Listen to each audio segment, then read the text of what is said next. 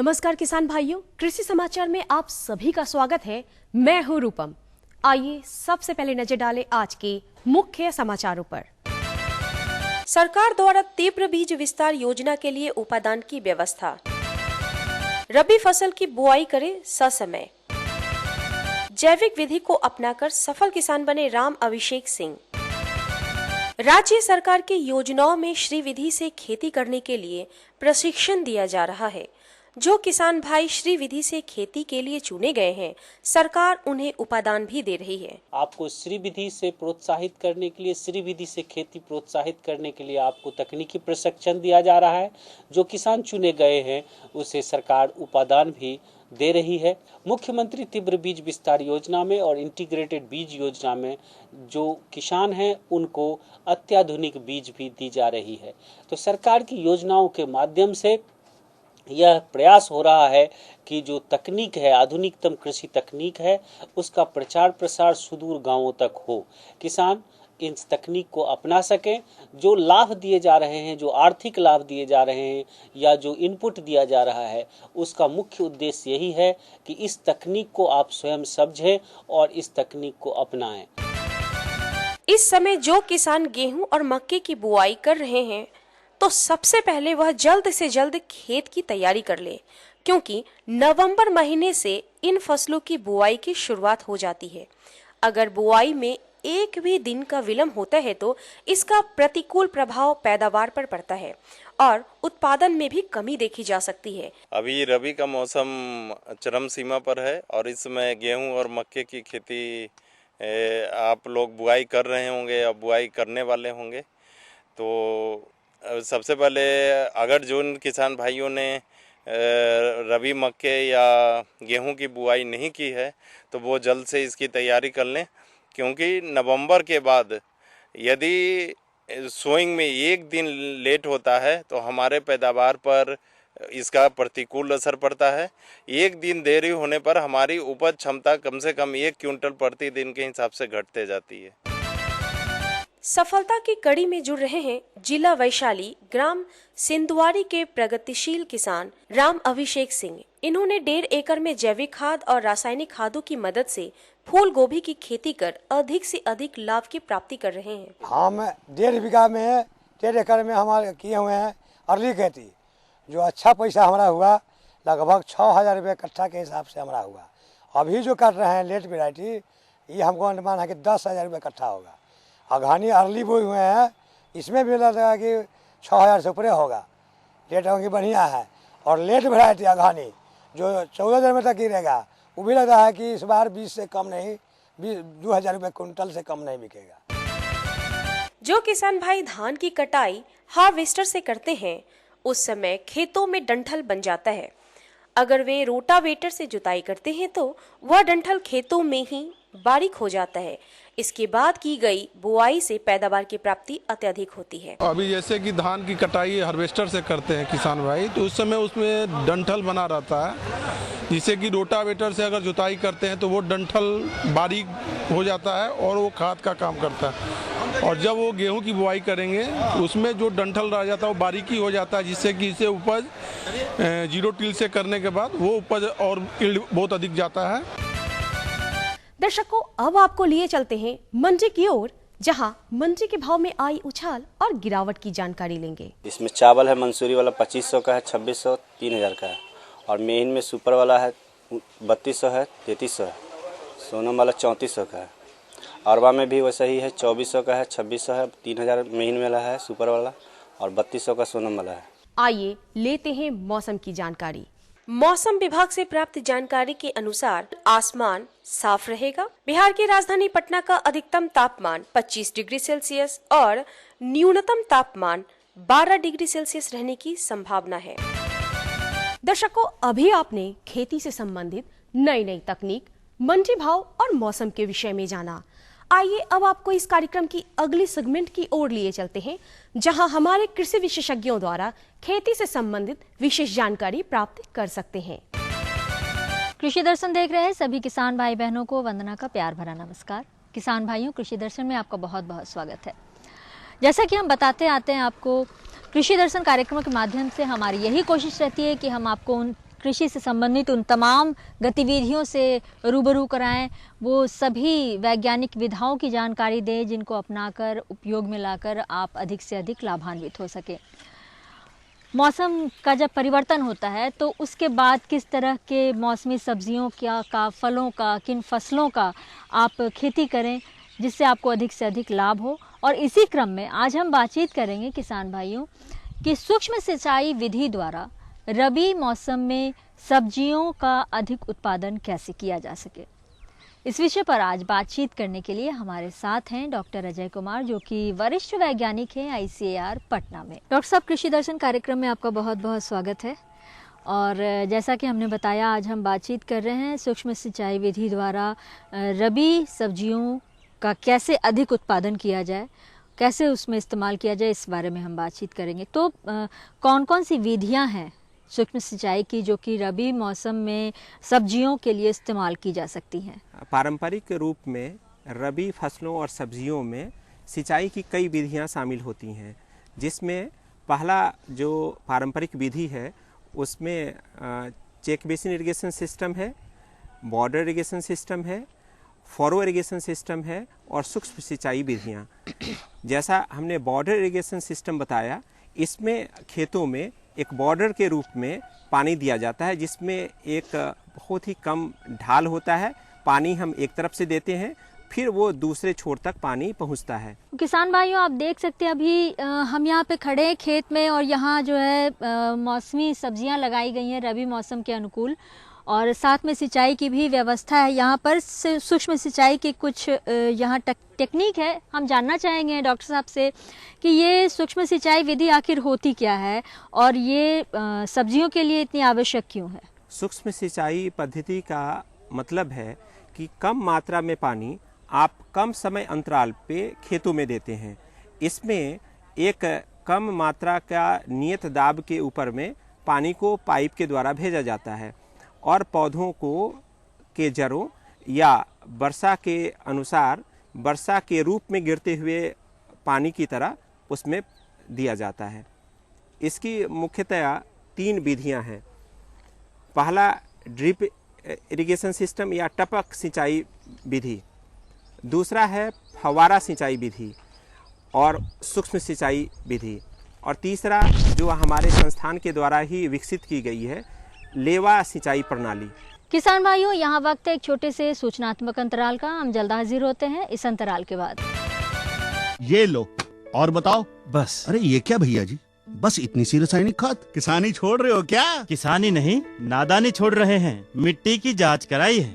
अब तो लालाजी जितनी जरूरत है उतने ही उर्वरक खेत में डालेंगे। हाँ किसान भाई, आज ही अपने जिले की नजदीकी भूमि परीक्षण प्रयोगशाला में मिट्टी की जांच जरूर करवाएं और मिट्टी में पोषक तत्व, नमी व पौधे के विकास को देखते हुए केवल जरूरत के अनुसार ही पोषक तत्व डालें। और हाँ, मिट्टी में गंधक, जस्ता, बोरोन जैसे सूक्ष्म पोषक तत्वों का पता लगाना भी न भूलें। उर्वरक और जैविक खाद के सही उपयोग से भूमि का उपजाऊपन बनाए रखें, उत्पादकता बढ़ाएं, खर्चा घटाएं और बहुमूल्य विदेशी मुद्रा बचाने में भी सहयोग दें। और हाँ, धीमी गति से नाइट्रोजन उपलब्ध कराने वाले उर्वरकों जैसे नीम लेपित यूरिया को प्राथमिकता दें और यूरिया का पत्तों पर छिड़काव करें। अरे वाह, तू तो सचमुच समझदार हो गया रे। अधिक जानकारी के लिए संपर्क करें जिला कृषि अधिकारी या किसान कॉल सेंटर।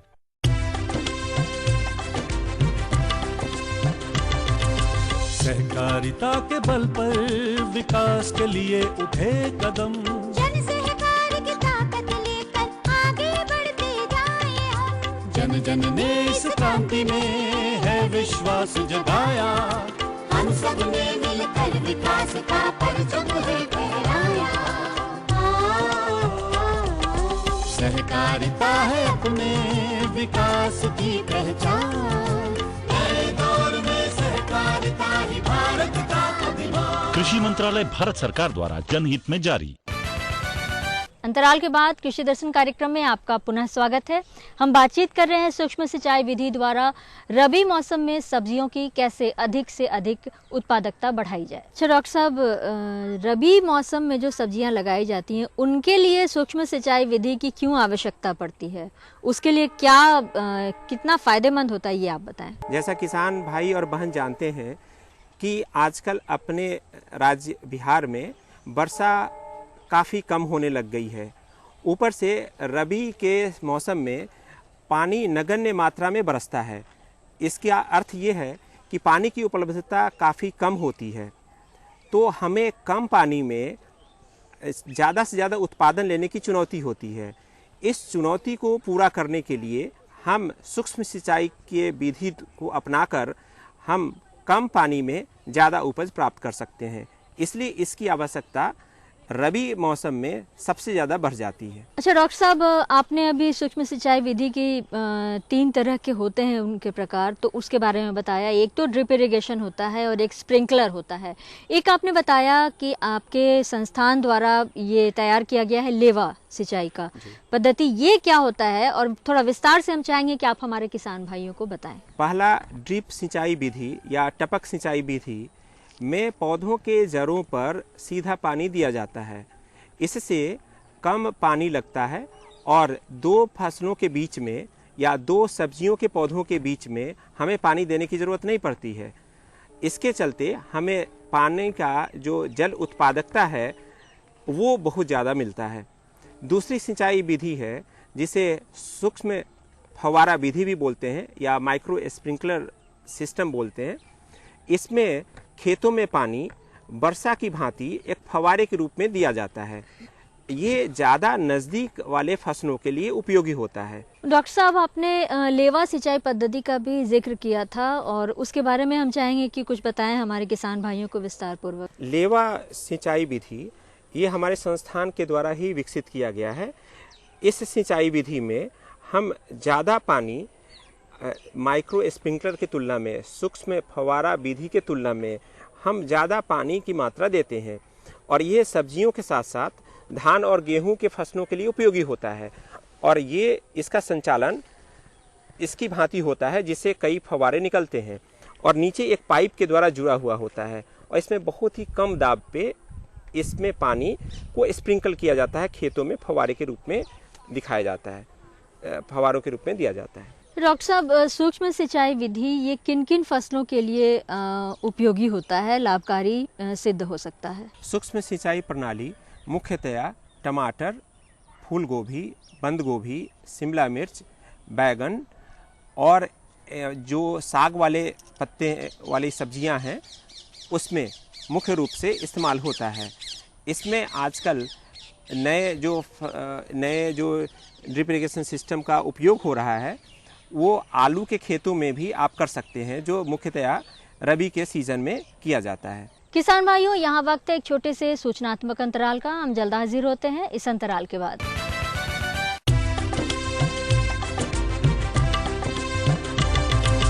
सहकारिता के बल पर विकास के लिए उठे कदम, जन सहकार की ताकत लेकर आगे बढ़ते जाएं हम। जन जन ने इस क्रांति में है विश्वास जगाया, हम सब ने मिलकर विकास का परचम है फहराया। दूर जहां सूरज उगता उस धरती से मैदानों तक, हिम शिखरों के श्वेत बर्फ से हिंद महासागर तक। श्वेत क्रांति हो, हरित क्रांति या ग्राम विकास की बात, एकता ही धर्म हो अब चाहे दिन हो या रात।